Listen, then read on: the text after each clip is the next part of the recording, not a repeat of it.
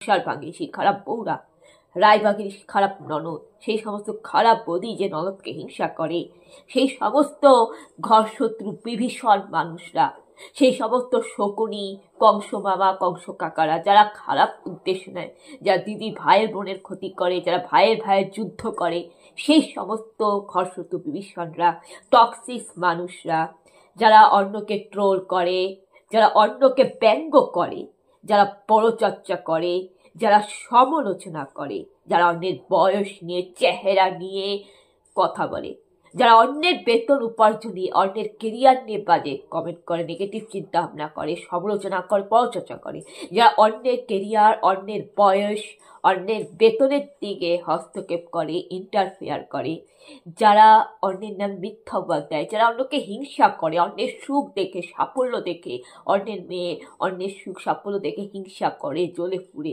যাদের বেশি লোভ, যারা প্রতিবেশীদের জিনিসে, প্রতিবেশীদের ব্যাপারে পুরা লোভ, পরদ্রব্যের লোভ করা, যারা পরক্রিয়া করে, যারা ব্যভিচারী পরক্রিয়া করে, যারা বেশ্যা পতিতা, যারা পরক্রিয়া করে, যারা ব্যভিচারী, যারা বেশ্যা পতিতা, যারা যারা অন্যের ব্যক্তিগত স্বাধীনতায় হস্তক্ষেপ করে, যারা আফিম, ড্রাগ, মদ, দারু, অমিতাচার করে, যারা আত্মসংযম করে না, যারা সব সময় অন্যের দিকে দোষারোপ করে, অন্যের খুদ ধরে বেড়ায়, অন্যের চরকায় যারা তেল দিতে চায়, এবং যাদের মনে মনে শয়তানি বুদ্ধি থাকে, যারা মিথ্যা গল্প রটায়, এবং যারা পরের সংসারে থার্ড পার্সন ব্যক্তি হয়ে পরের সংসারে কুমন্ত্রণা দিয়ে অন্যের সংসার ভাঙার চেষ্টা করে, এই সমস্ত মানুষের পাপের বিনাশ হবে এবং এদের নরকের জ্বলন্ত কুণ্ঠে ফেলে দেওয়া হবে। যারা অন্যের টোল করে, অন্যকে নিয়ে হাসাহাসি করে, উপহাস করে, এই সমস্ত মানুষকে নরকের কুণ্ডে ফেলে দেওয়া হবে। এই তার দ্বিতীয় মৃত্যু, এটা ওদের বাইবেল বলে।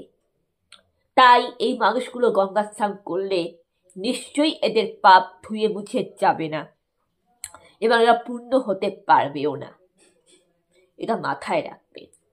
আর গঙ্গা স্নান করার পরে যদি আপনি পাপ করেন, তাহলে আপনার গঙ্গা স্নানটা বৃথা। আর গঙ্গার পুত্র ভীষ্ম কিন্তু এখনো অবধি মুক্তি পায়নি।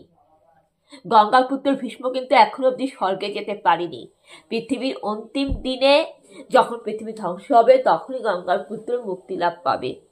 এখনো কিন্তু গঙ্গার পুত্র কিন্তু রয়েছে বেঁচে থাকা, এখনো কিন্তু ওই অবস্থায় আছে তীরের শয্যায়। এটা আপনারা জানেন কি? তাই মাথায় রাখবেন, বুঝলেছেন? গঙ্গা স্নান করতে যাওয়া, গঙ্গার পাপের থেকে পুণ্যবান হতে গেলে না অনেক সাধনা দরকার, অনেক তপস্যা দরকার। সেই সব মানুষরা স্বর্গে যেতে পারবে।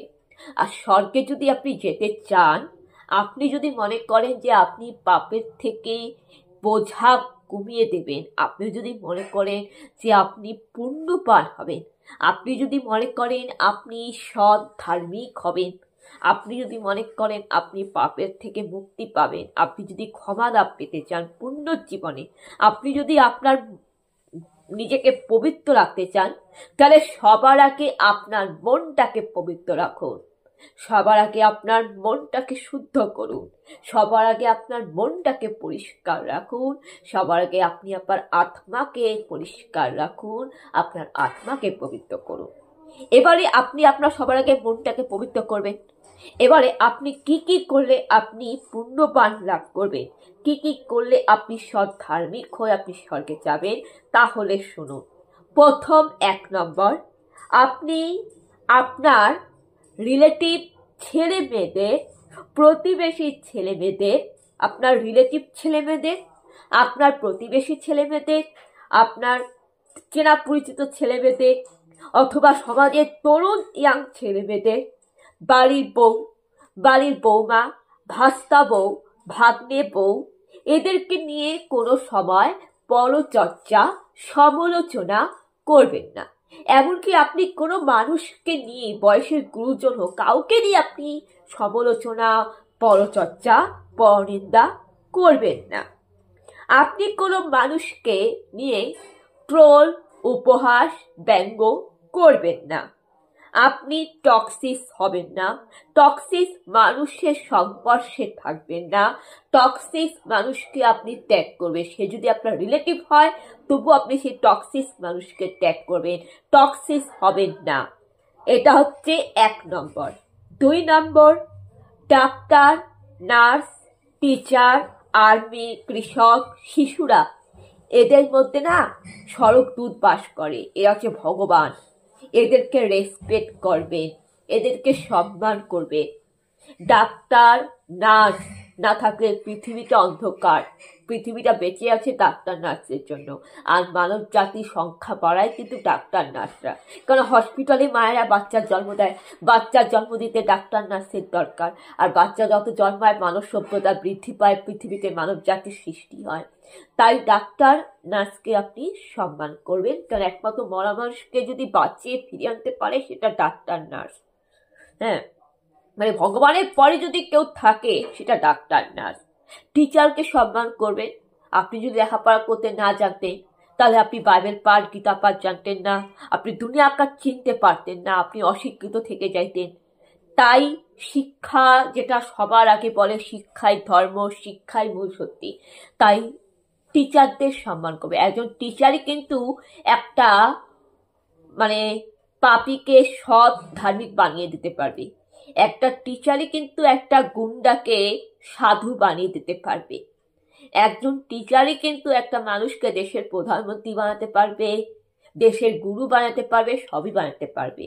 তাই আপনি টিচারদের সম্মান করবেন, আর্মিদের সম্মান করবেন। আর্মিরা আছে বলে আপনি নাক ডেকে ঘুমাচ্ছেন, আমি নাক ডেকে ঘুমাচ্ছি।